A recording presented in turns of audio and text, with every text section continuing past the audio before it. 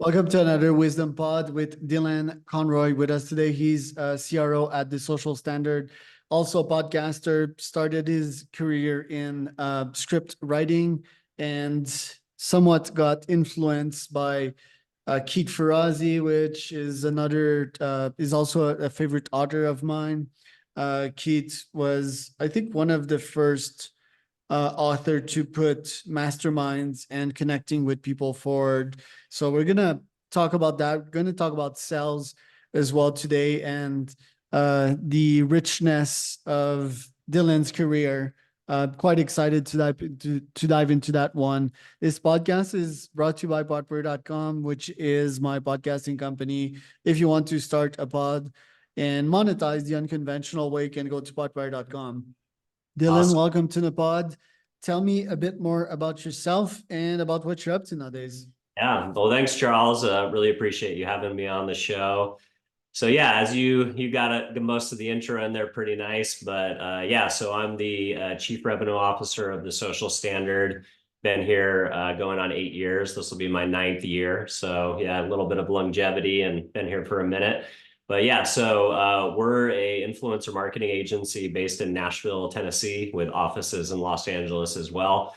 So we do creator marketing and influencer marketing for large brands like Seiko watches, the Hallmark Channel, and Zendesk, to name a few. We also represent a handful of influencers that have built large followings on social media, guys like Nick Luciano, Ross Smith, Ridge Robson. So people have built large followings on social media, and we kind of help them manage their careers. And yeah, I'm a fellow podcaster as well. I have a show called The Ad Podcast where I generally will interview influencers, chief marketing officers, presidents of ad agencies, presidents of media companies, and really with the idea of like, how do I build the world's greatest sales organization inside of the marketing world? And I like to learn from all of the different people that impact my particular business. And I've had the pleasure of interviewing some really great guests like the Chief Marketing Officer of Rocket Mortgage, Casey Herbis, or Keith Kroc, who's the founder of DocuSign and Ariba. And so if you check out my show at the Ad Podcast, theadpodcast.com, or anywhere on social media, yeah, would appreciate a subscribe and a listen. And we get some pretty good marketing thought leaders from time to time. So thanks again for having me, man. My pleasure. So what was your thesis behind the podcast and have you reached these goals that you've set for yourself? Yeah, great question, man.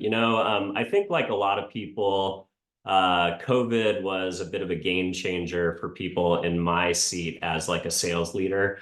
So I went into COVID with a $500,000 a year budget in which I used to spend in what we call T&E in my industry. So T&E basically was me taking clients, out for dinner.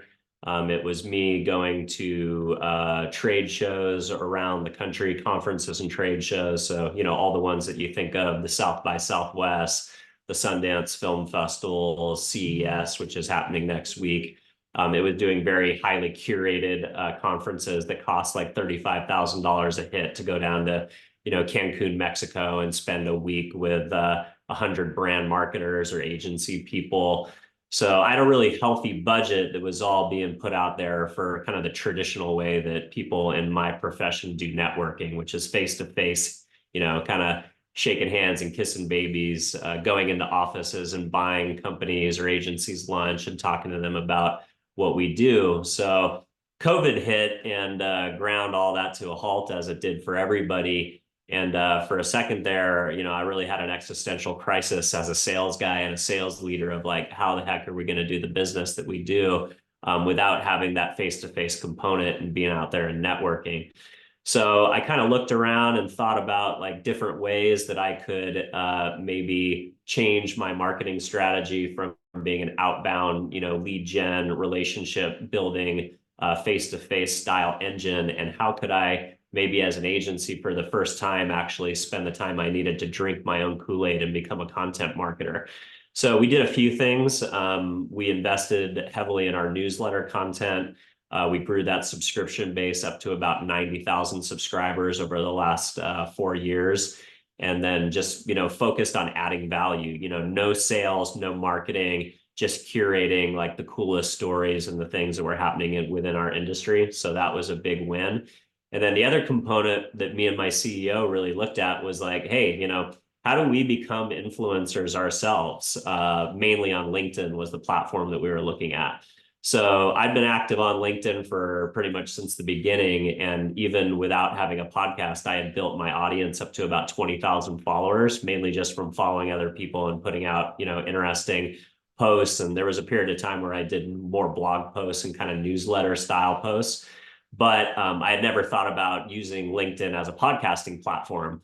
And, I had approached doing podcasting in person in the past before COVID, and I had a decent amount of success with it. I got some really good guests, but my biggest problem was I'm not a post-production guy. I would go and I would shoot a show, and then it would take me 10 hours of editing to get it as a perfectionist really dialed in to where I thought it was a good show. So I wasn't like turning them around fast enough. And it was actually becoming a net negative because I would interview somebody, then I would turn around the episode 8 months later, and they were almost over it at that point because it took me so long to turn around the episode. So what I switched to was a live format. So basically through Restream, I would basically broadcast out through X, LinkedIn, YouTube, Twitch, and basically 6 different platforms that I could publish out through Restream. But really where my main audience is on LinkedIn, that 28,000 followers. So I was averaging between 4,000 to 5,000 views every time I went live on the podcast. And the great part about that is it completely eliminated the editing process. I basically just would go into Restream, basically the show goes out live, so it is what it is. And then at the end of that, there was no edit, and I would just pull down the episode, post that on Spotify for podcasters, and get, what I would, and get that turned around and back to the guest really fast. And it actually accomplished the goal, which was to build relationships with the guests that I was booking for the show. I would say, audience growth and how fast I'm growing. I'd like to be further along, but I'm getting about 1,800 downloads per episode and probably an additional, 4,000 to 5,000 views live while I'm going on across the platform. So if I look at goal one, which is build relationships with guests, I mean, even if I was taping it in a closet and it was just me and the guest and that was the only thing that happened, that would be great. But, I think production value is still iffy, and I would like to get it to a point where I feel like I'm getting, a better tune-in numbers in other places besides just LinkedIn. But yeah, we're doing all right. Other than the pods, have you, because you helped run masterminds for people, have you thought of running your own? And what tips do you have for us when it comes to running successful masterminds/communities? Yeah, that's great, man. I haven't run a mastermind in a long time, but like you mentioned, running masterminds was something that I've done throughout my career. So you hit on kind of the main one, which is when I was with Keith, running masterminds in and around the intellectual property that he came up with, which is the Never Eat Alone and Who's Got Your Back book series, and building high performance teams and building relationship action planning. So when I was at Frozy Greenlight, I I ran the online product division called Relationship Masters Academy, which is basically an online mastermind. So you could become a member of the community either corporately or for a small fee compared to what it would cost to do in a consulting gig or have Keith come and speak in person. And basically most of the coaching and cohort building was done, through Zoom calls and online. And I would say, the main thing that I think that makes a successful mastermind is having like equally yoked people, right? So you want to make sure you have like high caliber people that are equally yoked, like they're at interesting components of their careers, maybe similar sales numbers across their organization, but they're from different enough industries to where they can add value to each other and have outside perspective. So I think like EO does a great example of that. YPO, for instance, having those like minimum thresholds of, kind of ferreting out like people of high value. and then, you know, really making sure that these folks are like equally yoked, but then have a different enough business model to where they're non-competitive and they can all have outside perspective that's completely outside of their channel, and be able to give each other really great feedback. And I think the other component of a really successful mastermind is really setting that culture, right? Like that culture of generosity. You know, we're here not to compete with each other, you know, pound our chest and like talk about how great we are, but we're looking to add value to each other, right? Like, how do we be generous? How can we constantly be thinking about, you know, the other people in the group, and what are the 2 or 3 introductions that we can make that could be game changing for them? And then just creating that cycle of generosity where, you know, people aren't there to pitch each other or sell to each other, but they're there to add value and be generous, I think is probably the 2 things that I would focus on. How do you spend your time nowadays, and how do you make sure this is impactful? Yeah, great question. So, as a sales leader, I no longer do any cold outreach, and I don't ask any of my team to do cold outreach anymore. So I don't, you know, send emails for sales pitches to try and get people to take meetings. I focus exclusively on the podcast, getting great guests on the podcast. And really, the goal for me has been, you know, how do I get somebody who's super interesting, who I'm unqualified to be in the room with? How do I get somebody to come on the show and talk about their career? I think what I've done that's maybe different than a lot of podcasters, and I've heard this from the PR teams of the people that I spoke to and a lot of the guests, is I'm very research oriented, and it kind of can, you know, throw a little bit of a wrench in having a regularly scheduled show, especially doing one a day, because it's hard to spend that 2 to 3 hours of backlog to do like deep research. But I have found that when you absorb as much of a body of somebody's canon of work, as far as articles that have been written about them going on other shows, them appearing in marketing content on behalf of their company, it's like when I find those rich human interest stories, if I can come up with 10 questions that are unique to my guests, you know, 10 minimum. I hope to get closer to 20 or 30, but 10 minimum. If I can get those rich background questions, it really, I think, surprises the guest when I ask them something that's kind of like out of left field, that shows them that I did my homework. And I know every show has a different format, but that deep level of research, I think, has really added a lot of depth and meaning to my show, and like gets guests excited about the interview, gets them really comfortable when I start asking them about their backstory. And then, of course, kind of weaving in a little bit of questions about my industry so I can kind of qualify, like, are they maybe an interesting prospect and somebody to do business in the future? But yeah, I mean, for a long time, all I did was hit up CMOs on LinkedIn. I went through every single major city in America. I went through every, you know, filter you can do on LinkedIn, as far as like what schools did they go to, what states did they operate in, what companies and industries are they in. And then what I've been doing recently is I'm actually only going after blue check people on LinkedIn. So people who are top voice LinkedIn influencers. And I get a way lower hit rate of people that accept my invitation to be on the show. But if I send out, you know, 500 outreaches to blue check influencers, and I build a relationship with 5, and I book 1 a day for the show, I mean, I'm booked out all the way to mid-February. So that's a good strategy for me. And I think that does 2 things. It allows me to interview more interesting people that are maybe a little bit more high caliber, but it also, when you have that blue check on LinkedIn, you know, I've seen in the analytics that when I do an interview with somebody who's just a regular CMO that has a decent following, maybe a few thousand followers, versus somebody that has blue check LinkedIn top voice and has 100,000 followers, you know, the rocket fuel that gets put on my show is just so much stronger by going after LinkedIn influencers. And a lot of the work that we're doing as an influencer marketing agency is actually focused on B2B and LinkedIn. So building relationships with those folks so I can hopefully program them for future campaigns is super interesting. So I would say that's where I spend most of my time these days, is either researching shows or doing outreach for guests. And then I would say the second area that I'm focused on is really, you know, I'm really blessed to live in San Diego. You know, you, Charles, live in a beautiful place down in Mexico.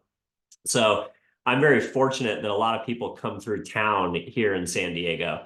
So back prior to COVID, like I mentioned, I would jump on a plane to go to, what I would call tier 2 and tier 3 cities fairly often, have to go to Pittsburgh or Detroit. I mean, they're great cities and they're fun for a day or two, but I used to jump on and waste a lot of time jumping on planes.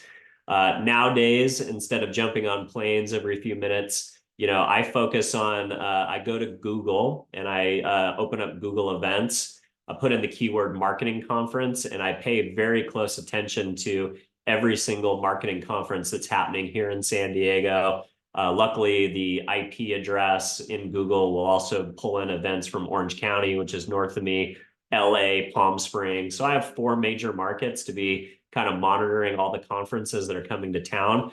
So when there are interesting conferences, I go on, I find the speakers, I reach out to them to do the podcast. And what's really fun about that is then I can do a live show.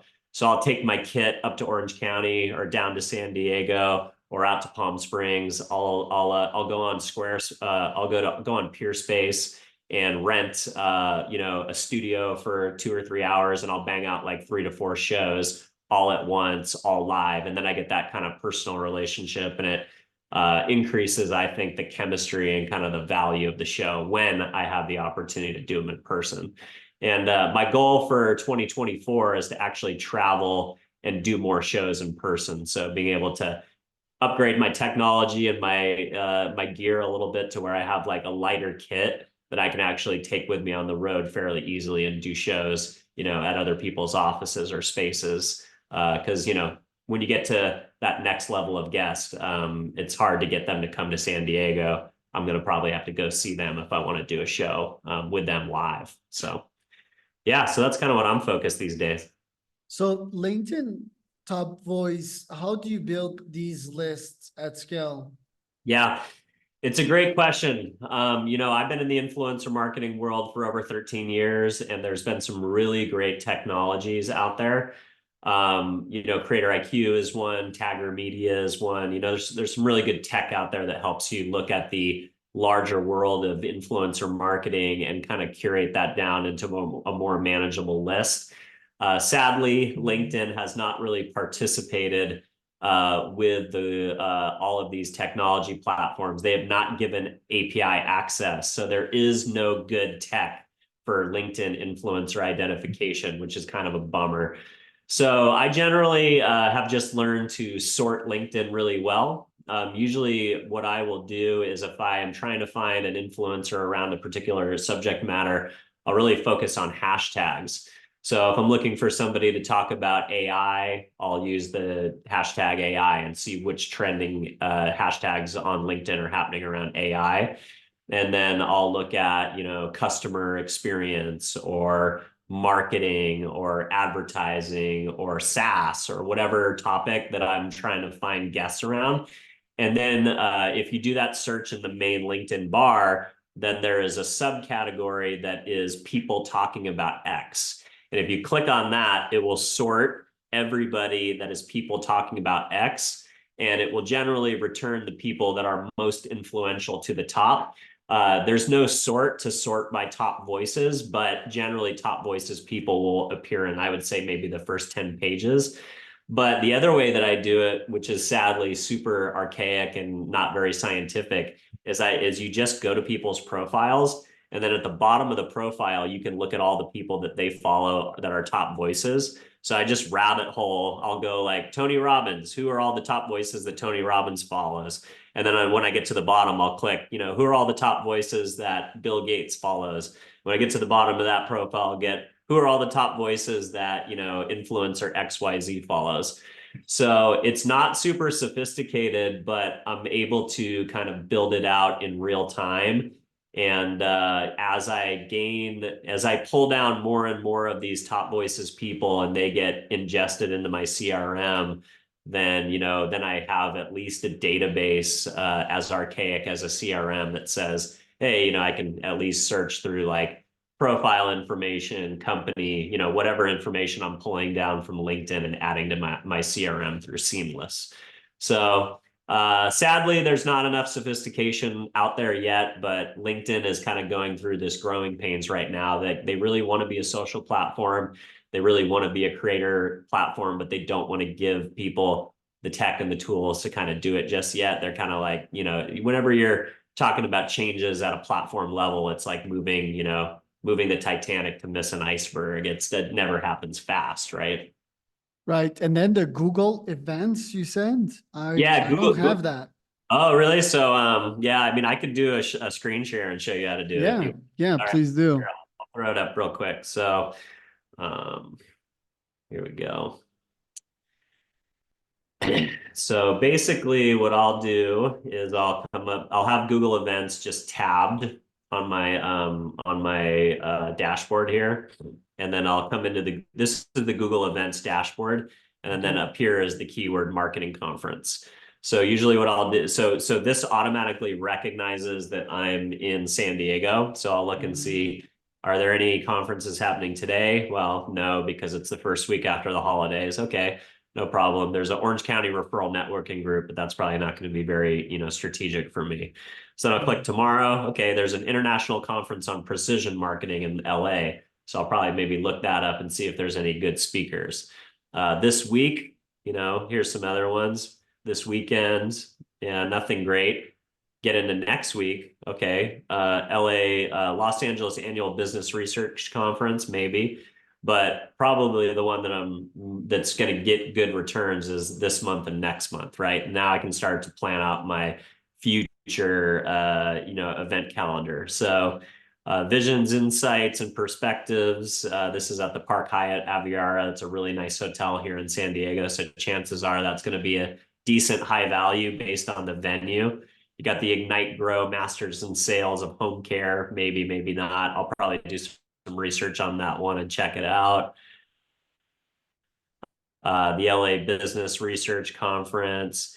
You've got the 2024 UX 360 virtual summit. And how do you make So sure you yeah, get so I'll an just kind of come ROI down of these here. events? Yeah, so well, here's what I kind of do. I don't really I never attend these conferences unless they're in San Diego and unless they're like super high value. So I do what Keith Ferrazzi calls drafting. So what drafting is essentially basically planning my own activities around the conference, but I don't actually attend the conference. I don't spend money on the conference. So basically what I'll do is I'll find the conference and then I will plan a drafting event nearby. So basically, I'll either get a venue on Peerspace, or I'll rent an Airbnb, or I'll rent out a private dinner room at a nice restaurant that's happening close to the conference.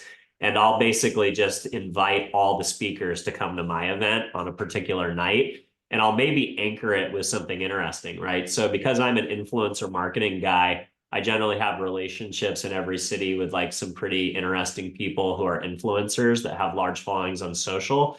So usually what I'll do to anchor the event is I'll reach out to somebody from my network and I'll invite them to the dinner first. And I'll say, okay, XYZ influencer with 5 million followers is going to be kind of the guest of honor, so to speak. And then when I reach out to the speakers, I can already say, hey, I'd like to invite you over to a nice dinner. Or I'd like to invite you over to this nice cocktail party. We're going to be doing a fireside chat with influencer XYZ, who you might want to meet. They've already confirmed. And then as these high value speaker level targets start to confirm to the event, then I can add them into the outreach too. And I can be like, influencer X is coming, and these other 3 CEOs have already confirmed as well. And then that kind of snowballs because they're all there to meet the same, they're there for the same reason. Like, yeah, they want to speak and they want to generate awareness for whatever their platform is, whether they're trying to get more followers or more people to subscribe to their newsletter. But most of these CEOs are there to, build relationships with other executives and or market their own services. So I 90% of the time don't attend the conference. I'll just do my own drafting event. And then if it's a really cool conference where I feel like, the venue is cool, they've got some fun activities, maybe I'll pull the trigger and spend the money to go and actually be on the ground so I can actually not just be doing outreach via LinkedIn and email, but I can try and track some of these people down, in person. Like sometimes I won't get a response to email, but if I go to the conference and I wait to the end of their keynote and I rush the stage and try and catch them before they come. Some conferences are set up really well to like take questions from and meet the panelists afterwards. Some have a green room and they just book the people off stage and like get them off stage pretty fast. So you kind of have to be aware of the format of like, are the speakers accessible, or is it more of a thing where they're like all kind of walled off from, the gen pop, so to speak. So, but that's kind of the main way that I would focus on getting a good ROI from the event is, can I convert these people to either prospects or like guests for the podcast, more content, build a relationship, etc. That's pretty cool. Peer Space, first time I've heard it. I know the founder of Breeders, Julien Smith, which maybe, yeah, that business was modeled on, because I remember that guy renting spaces too. It seems that Airbnb would be better deals as well. Most of these spaces are like hourly rents if you're gonna rent them for a while. Yeah. And you can also sleep there. Yeah, So you got it. Well, my problem with Airbnb is that their terms of services strictly limit events, right? So you're basically going into an Airbnb event knowing that you could potentially get, your security deposit taken, you could get your event canceled at any minute if they find out. So I like Peerspace because they specifically have a tab that is for parties. So yeah. literally on the app, you can go, oh, I want to do a party. Boom. Another one that I really love for the summer is oh gosh, what is it? I'll pull it up real fast. But basically the business model is around Swimply. Swimply is all pools and tennis courts, pickleball courts, front yards, backyards. So it's all outdoor. So Peer Space is really good if you want a party space or if you want a like a podcasting production style space and you only need it for like an hour or two, or you want to do an event only. But Swimply is really good if you want to have like a pool party, you want to like do like a pickleball match, you want to, do like a backyard barbecue. Like summertime, I'm all about Swimply, like getting people out and like having a good time in the pool. And then when it becomes like colder weather, then, or if you want to do something that's a little bit more, professional, like, I don't know, some people get a little sketched, I guess, coming to a pool party. Yeah. But most of the time it works pretty well. Like I feel like at least in Southern California, if you're going after like a younger influencer crowd, the pool party jam definitely is a vibe. But the Peer Space vibe is more kind of your traditional cocktail party, dinner party style. Nice. That's pretty cool. Well, thanks for the inspiration. Where can people find out more about you, Dylan? Yeah, thanks, man. Well, hey, really appreciate you having me on the show, Charles. So yeah, you can find out more about me. Check us out at the Ad Podcast, and or you could just search Dylan Conroy Podcast. Either way, you'll find me. Would love for you to check out the show, and then also you can find me on all the normal ways for social. I'm usually Dylan Conroy or Dylan C. Conroy on any social platform. And then if you want to check us out for the influencer marketing business for the agency, it's at sostandard.com.